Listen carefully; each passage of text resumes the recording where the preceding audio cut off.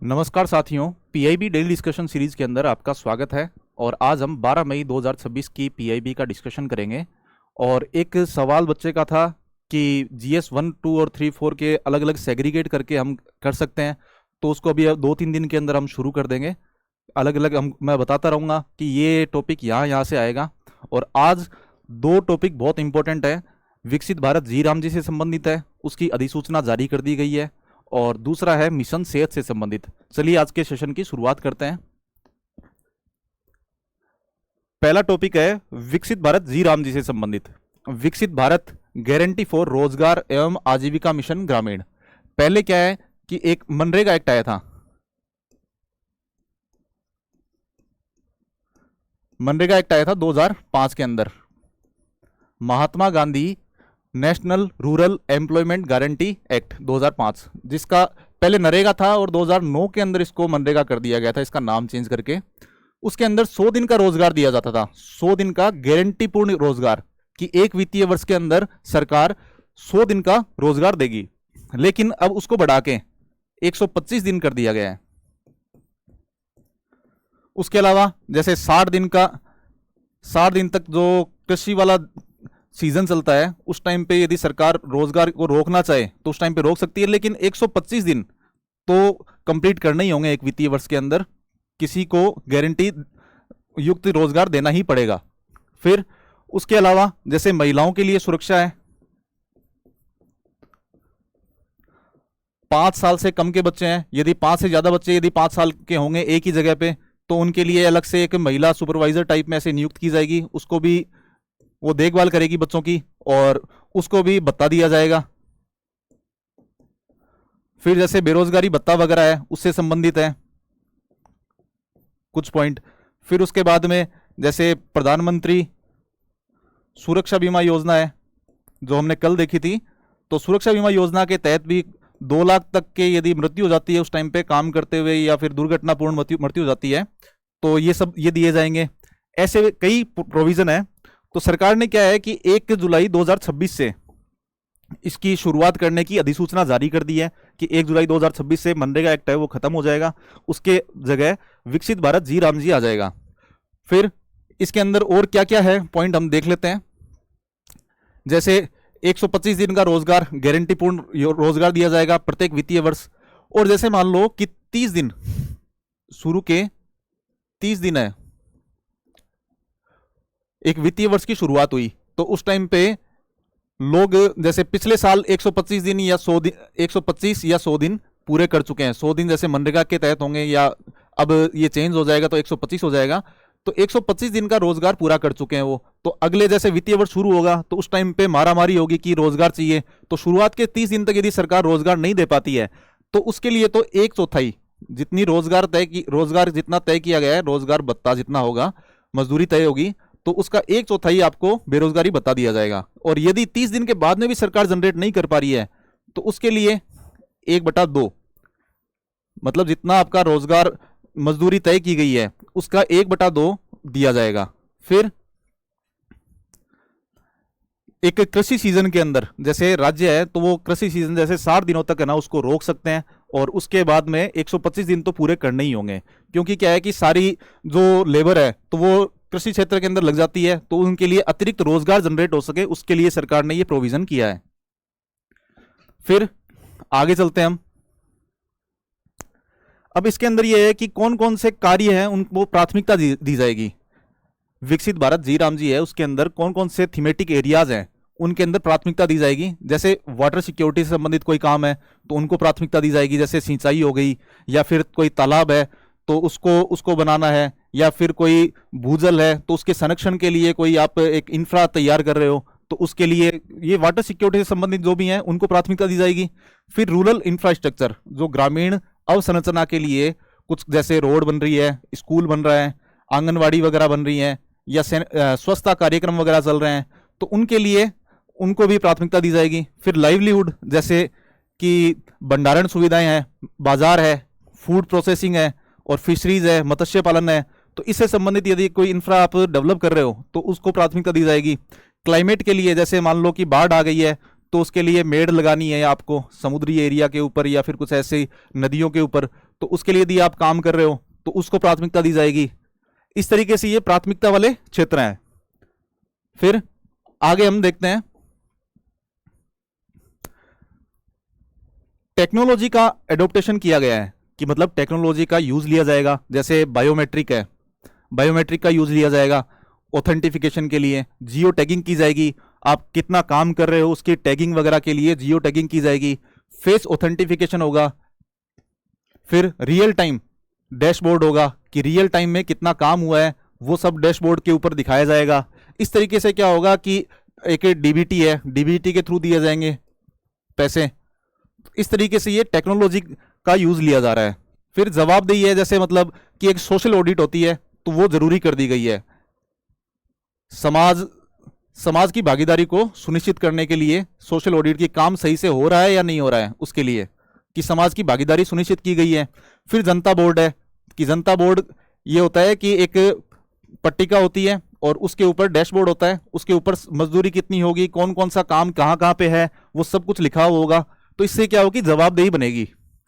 फिर योजना का मॉडल, जैसे बॉटम अप अप्रोच है, ये एक विकसित ग्राम पंचायत योजना है। विकसित ग्राम पंचायत योजना के तहत बॉटम अप अप्रोच है। जैसे इसके अंदर क्या होगा कि ग्रामीण क्षेत्र जो ग्राम सभा है वो किसी काम को बताएगी, फिर उसके बाद में राज्य सरकार तक जाएगी, फिर केंद्र तक जाएगी और फिर उसके बाद में फंड आवंटित होगा। तो इस तरीके से नीचे से योजना बनेगी और फिर ऊपर जाके फिर फंड आवंटित होगा। ठीक है, तो ये बॉटम अप अप्रोच के तहत बनी है। फिर इसकी कार्यस्थल सुविधा, जैसे कि यहाँ पे मैं क्लियर कर देता हूं। फिर जैसे लीगल गारंटी दी गई है, जैसे कि मैंडेटरी ड्रिंकिंग वाटर, वहां पे मैंडेटरी तौर पे पानी की सुविधा होगी, छाया होगी, स्वास्थ्य सुविधाएं होंगी, जो प्राथमिक चिकित्सा के लिए जो जरूरी होता है वो सब होगा। फिर उसके बाद में जैसे वुमन है, ये मैंने बताया था आपको शुरुआत में बताया कि यदि एक जगह 5 से ज्यादा चाइल्ड होंगे, कितने साल के, 5 साल से कम के, 5 साल से कम के यदि 5 या 5 से ज्यादा बच्चे होंगे तो वहां पे एक महिला की नियुक्ति की जाएगी जो उनकी देखभाल करेगी। ठीक है, इससे महिलाएं आराम से काम कर सकती हैं। फिर उसके बाद में यदि दुर्घटना होती है, दुर्घटना के समय सुरक्षा बीमा योजना, इसको काम में लिया जाएगा, ये मैंने बता दिया है। फिर आगे देखते हैं हम प्रशासनिक व्यवस्था और निरंतरता। जैसे योजना का कार्यान्वयन है तो जिला स्तर के ऊपर तो कलेक्टर करेगा, जिला स्तर पे कलेक्टर करेगा, जिसको जिला कार्यक्रम समन्वयक के तौर पे नियुक्त किया जाएगा। और ब्लॉक स्तर पे वीडियो से कम स्तर का अधिकारी नहीं होगा। ठीक है, जिसको कहेंगे कार्यक्रम अधिकारी। जैसे एक और क्या है कि कार्य और कार्ड, जैसे पुराने जो मनरेगा कार्ड थे तो वो अभी चलेंगे, उनकी जिनकी केवाईसी वगैरह हो चुकी है तो वो चलेंगे। उसके बाद में अभी अपग्रेड किया जाएगा उनको, और जो यदि नहीं भी कर पाए हैं तो उनको भी बाहर नहीं रखा जाएगा। ये इसके अंदर एक्ट के अंदर कहा गया है। जैसे पूर्ण जॉब कार्ड नए कार्ड मिलने तक सारे वैध होंगे, और यदि नहीं भी बन पाए तो भी होगा, तो भी वैध होगा, वो काम कर सकता है। फिर उसके बाद में जैसे पात्रता है, पात्रता के लिए क्या होगा कि आवेदन आप तो या तो मौखिक दे सकते हो, यदि कोई वयस्क है, वयस्क का मतलब क्या होता है 18 साल से ऊपर, मौखिक होगा, या डिजिटल तौर पे कह सकते हो, आप अप्लाई कर सकते हो काम के लिए, और उसके अलावा लिखित तौर पे भी आप दे सकते हो। इस तरीके से आप काम के लिए आवेदन दे सकते हो। फिर आगे देखते हैं हम, ये क्या है कि 15 दिनों के अंदर आपको रोजगार देना जरूरी है। यदि रोजगार नहीं दिया है तो आपको श्रमिक भत्ता दिया जाएगा। श्रमिक भत्ता की हमने बात कर ली है। और यदि 5 किलोमीटर से ऊपर एक एरिया है जहां पे कोई मनुष्य रह रहा है और उसको काम चाहिए, तो उसके 5 किलोमीटर तक के एरिया तक तो यदि काम मिल रहा है तो उसको कुछ नहीं है। उसके आगे यदि मिल रहा है, 5 किलोमीटर से दूर यदि कोई काम मिल रहा है तो उसके लिए 10%, यहां लिख देता हूं, 10% एक्स्ट्रा बेरोजगारी भत्ता दिया जाएगा, अतिरिक्त मजदूरी दी जाएगी। बेरोजगारी भत्ता नहीं, अतिरिक्त मजदूरी दी जाएगी, जिसके अंदर उसके परिवहन या खर्चे जो खाने का होगा, रुकने का होगा, वो खर्चा शामिल होगा।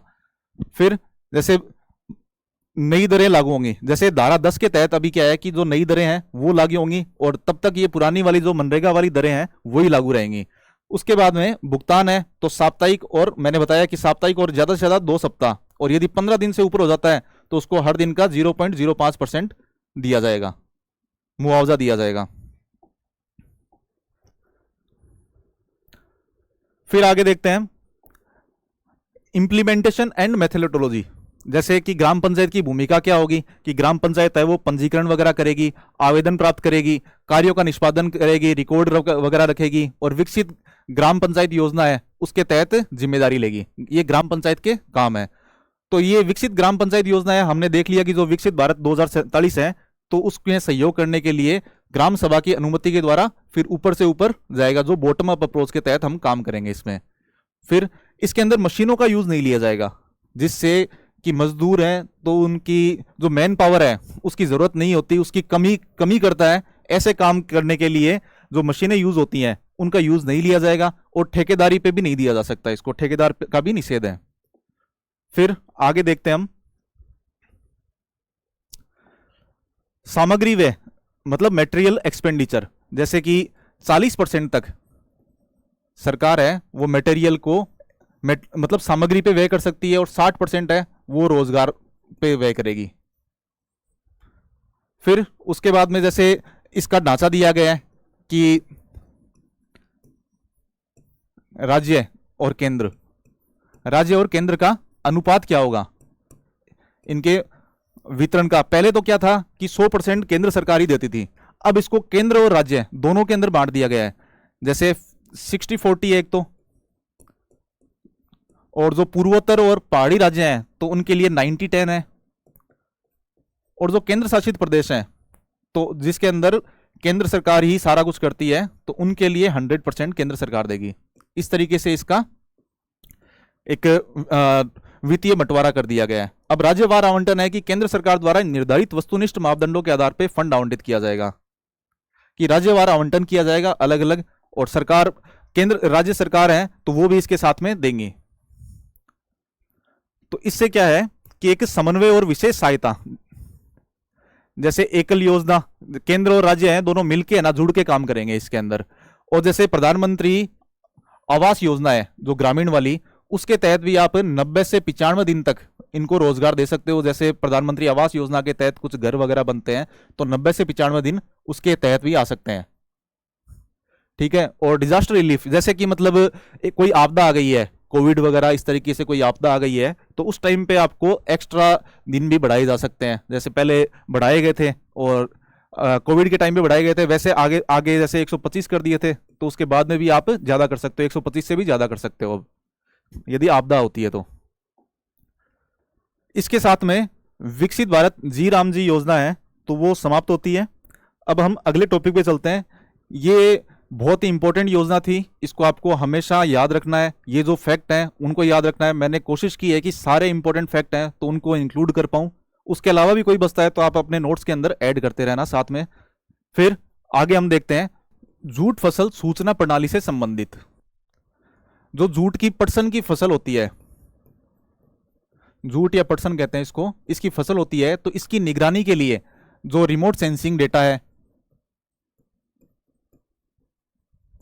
रिमोट सेंसिंग वगैरह से, या फिर आप कहते हो जीआईएस प्रणाली से, इसके द्वारा फसलों की निगरानी रखी जाएगी। उसके लिए ये एक जीआईएस प्रणाली है, तो इसके बारे में न्यूज आई है। और राष्ट्रीय जूट बोर्ड है, राष्ट्रीय जूट बोर्ड है, ये आपको पता होना चाहिए। प्रीलिम्स के अंदर क्वेश्चन आते हैं ऐसे कि ये वस्त्र मंत्रालय के अंदर आता है, ठीक है। और जैसे जैसे अलग अलग बोर्ड आएंगे उनके बारे में यदि क्वेश्चन आते हैं तो आपको देखना है साथ में कि ये कौन से मंत्रालय पे है। मैं हमेशा साथ में वस्त्र मंत्रालय या फिर कोई भी मंत्रालय की न्यूज होती है वो ऊपर लगाता हूं, तो आपको ध्यान रखना है इसका।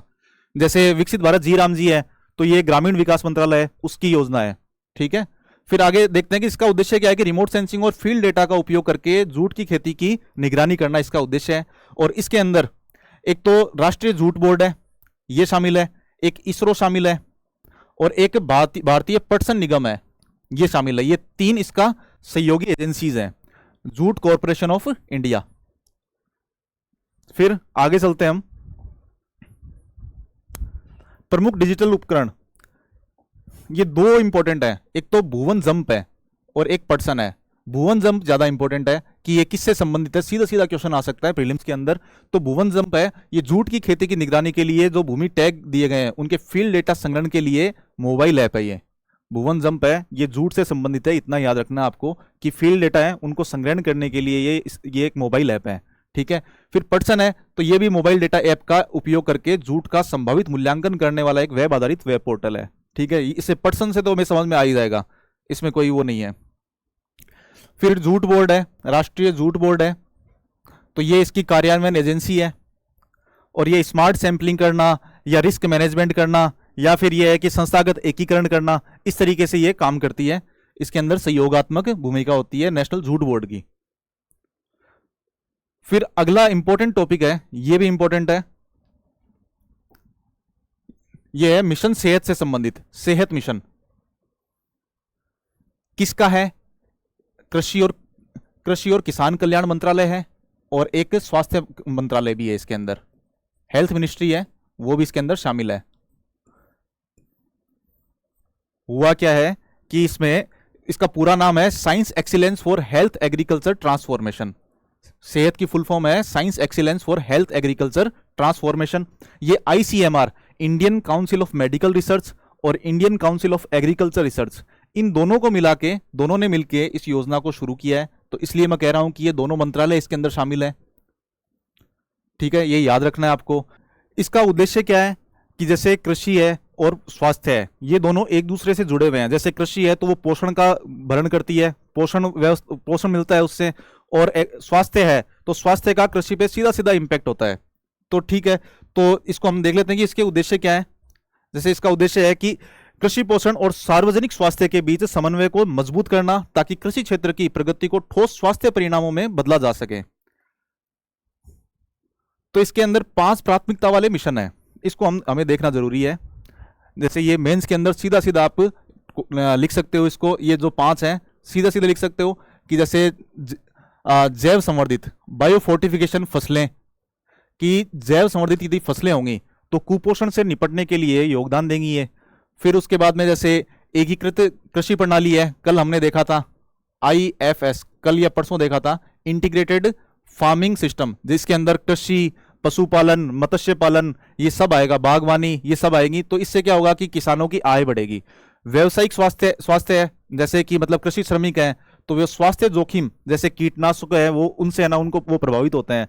तो इसका मतलब है कि जो कृषि के अंदर स्वास्थ्य से संबंधित जो भी चीजें आएंगी, कृषि और स्वास्थ्य को जोड़ के जितनी भी चीजें आएंगी वो सब इसके अंदर शामिल की गई हैं। इससे क्या होगा कि कृषि है, और वो कृषि है तो ये पोषण देती है, और पोषण से स्वास्थ्य को जनरेट होता है। और या कृषि के अंदर भी कुछ जो कृषक हैं तो वो नेगेटिव तौर पे प्रभावित होते हैं, तो उनके स्वास्थ्य का भी इसके अंदर ध्यान रखा जाएगा। फिर जैसे व्यावसायिक स्वास्थ्य है, फिर उसके बाद में गैर संचारी रोग हैं, जैसे मधुमेह, उच्च रक्तदाब है, तो ये सब है। तो इसके लिए किस तरीके की हमें कृषि टेक्नोलॉजी अपनानी चाहिए, पोषण सुविधाएं क्या क्या हो सकती हैं, वो होंगी इसके अंदर, प्राथमिकता वाले क्षेत्र हैं। फिर वन हेल्थ, जैसे मनुष्य है और पशु है तो उनको पर्यावरण के अंदर एक साथ में कैसे संयोजित किया जा सकता है कि जिससे उनकी हेल्थ है वो साथ में सही रहे। जैसे बोवाइन डिजीज है तो वो साथ में मनुष्य के अंदर भी आ रही है, तो उनको एकीकृत करके वन हेल्थ का ये दिया गया है। फिर आगे हम देखते हैं महत्व और आवश्यकता। जैसे बीमारियों का दोहरा बोझ, भारत क्या है वर्तमान में कुपोषण और दूसरी जो नॉन कम्युनिकेबल डिजीज है जैसे मधुमेह है, कैंसर है, इनकी ये दोहरी चुनौती से जूझ रहा है। तो ये दोनों यदि साथ में आ जाएंगे, ICMR है और ICAR है, ये यदि साथ में आ जाएंगे तो इनके प्रभावों को कम किया जा सकता है। फिर प्रिवेंटिव हेल्थ केयर है, जैसे कि मतलब हम पहले क्या है कि रिएक्टिव की बजाय प्रिवेंटिव तरीके से हम कर सकें। पहले हम रिएक्टिव तरीके से करते थे कि उपचार उसके बीमारी होने के बाद में करते थे, अब ये पहले किया जा सकता है उपचार इसके थ्रू। फिर पोषण संपन्न उत्पादन, लक्ष्य केवल अनाज उत्पादन ही नहीं बल्कि पोषण संपन्न उत्पादन, मतलब न्यूट्रिएंट सिक्योरिटी ही इसका लक्ष्य है। फिर अगला है राष्ट्रीय प्रौद्योगिकी दिवस। ये 11 मई को मनाया जाता है राष्ट्रीय प्रौद्योगिकी दिवस। क्यों मनाते हैं? क्योंकि इस टाइम पे परमाणु परीक्षण हुआ था 1998 के अंदर, इसी दिन 1998 के अंदर परमाणु परीक्षण हुआ था, उससे उसके लिए मनाते हैं। उसके अलावा भी उस दिन, जैसे हम सबको पता है कि ये परमाणु परीक्षण के लिए ही राष्ट्रीय प्रौद्योगिकी दिवस मनाते हैं। काफी बच्चों को नहीं पता है कि इस टाइम पे, इसी दिन जो त्रिशूल मिसाइल थी उसका परीक्षण, सफल परीक्षण किया गया था। एक हंसा करके स्वदेशी विमान था, तो उसको भी बनाया गया था उस दिन, उसका भी परीक्षण किया गया था। तो इसलिए ये राष्ट्रीय प्रौद्योगिकी दिवस अटल बिहारी वाजपेयी ने उस टाइम पे 1999 में, 1999 के अंदर इसको दिया था। फिर तो इसमें क्या है, जैसे विज्ञान और प्रौद्योगिकी मंत्रालय के मंत्री हैं, तो उन्होंने ये कहा है कि पिछले दशक में भारत 80वें स्थान से 38वें स्थान पर आ गया है। ये डॉक्टर जितेंद्र सिंह जी हैं, तो उन्होंने ये कहा था कि भारत 80वें स्थान से, जैसे वैश्विक नवाचार सूचकांक के अंदर ग्लोबल इनोवेशन इंडेक्स है, उसके अंदर हम 80 से 38वें स्थान पे आ गए हैं। ये सीधा सीधा प्रीलिम्स के अंदर स्टेटमेंट आ सकता है कि ये सही है या नहीं है पिछले एक दशक के अंदर। ठीक है, फिर आगे हम चलते हैं। इसमें प्रौद्योगिकी मिशन के अंदर हम देखते हैं, ये इंपॉर्टेंट डेटा दे रखे हैं। जैसे स्टार्टअप इकोसिस्टम है, उसके अंदर भारत तीसरा सबसे बड़ा स्टार्टअप परितंत्र बन गया है कि 2014 के अंदर 350-400 के समथिंग स्टार्टअप थे हमारे यहाँ पे, और उसके बाद में बढ़ के ये 2 लाख तक हो गए हैं। फिर वैश्विक नवाचार सूचकांक के बारे में हमने देख लिया कि 80 से बढ़ के हम 38वें स्थान पे आ गए हैं पिछले 10 साल के अंदर। पेटेंट के अंदर हम 6ठे स्थान के अंदर हैं, 6ठे स्थान पे हैं। फिर ये कुछ स्कीम दी गई हैं, आप मेंस के अंदर इनको यूज में एक साथ में ले सकते हो। जैसे ही कोई साइंस टेक के अंदर यदि कुछ क्वेश्चन आता है, तो उसके अंदर जैसे सरकारी पहल कौन कौन सी है, राष्ट्रीय क्वांटम मिशन है, राष्ट्र भारत एआई मिशन है, एक अनुसंधान राष्ट्रीय शोध फाउंडेशन है, एक वाइज किरण है, ये वाइज किरण महिलाओं के लिए है, महिला वैज्ञानिकों के लिए है, और निधि कार्यक्रम है कि यदि स्टार्टअप को कोई फंड वगैरह देना है तो उस टाइम पे ये निधि कार्य, उसके लिए निधि कार्यक्रम चलाया गया था। इस तरीके से इनको आप एक साथ में देख सकते हो। एक आप यदि कोई भी क्वेश्चन आता है मेंस के अंदर, तो आप प्रधानमंत्री नरेंद्र मोदी की ये 7 सूत्रीय अपील है, जो भारतीय वैज्ञानिक हैं उनसे संबंधित ये 7 सूत्रीय अपील की गई थी मोदी जी द्वारा, तो वो देख लेते हैं हम। और उनको सीधा सीधा आप ना ऐसे लिख सकते हो कि ये 7 हैं, और उनसे सीधा क्वेश्चन भी बन सकता है, ये भी हो सकता है। जैसे कि साइंटिस्ट हैं तो उनको अनावश्यक विदेश यात्रा से बचना चाहिए, केवल कोई अनिवार्य काम हो उसी टाइम पे विदेश यात्रा जाओ, वरना क्या है कि एक सिक्योरिटी ब्रीच हो सकता है। फिर उसके बाद में वर्चुअल बैठकों को प्राथमिकता, जैसे भौतिक यात्रा की बजाय आप ना वर्चुअल बैठकों के अंदर ही भाग लो, इससे आपका टाइम भी बचेगा और सिक्योरिटी भी रहेगी आपकी। संसाधनों को साझा उपयोग, जैसे कि संस्थान है, जैसे अलग अलग संस्थान है तो वो अलग अलग उपकरणों की जरूरत होती है, यदि उपकरण नहीं है तो कोई दूसरे संस्थान में जाके आप एक साझा उपयोग कर सकते हो उन उपकरणों का, तो यह संसाधनों का साझा उपयोग। फिर है मितव्ययता, कि जैसे सार्वजनिक व्यय है तो उसको खर्च करने के अंदर कमी लेके आनी चाहिए आपको। फिर स्वदेशी पे जोर, जैसे अनुसंधान के अंदर भारतीय संसाधनों और तकनीकों को बढ़ावा देने के लिए स्वदेशी पे ही जोर देना चाहिए आपको। फिर कुशल कार्य प्रणाली है कि कम संसाधनों में अधिकतम और प्रभावी परिणाम देना। फिर सामाजिक प्रभाव है, जैसे वैज्ञानिक है तो वो जनता की समस्याओं के समाधान से है ना उनको सीधा जोड़ के, और फिर उसके बाद में आपको इनोवेशन करना चाहिए कि जनता की समस्याएं क्या क्या हैं, उस आधार पे आपको इनोवेशन करना चाहिए। इस तरीके से ये 7 सूत्रीय अपील है, ये आपको ध्यान में रखनी है।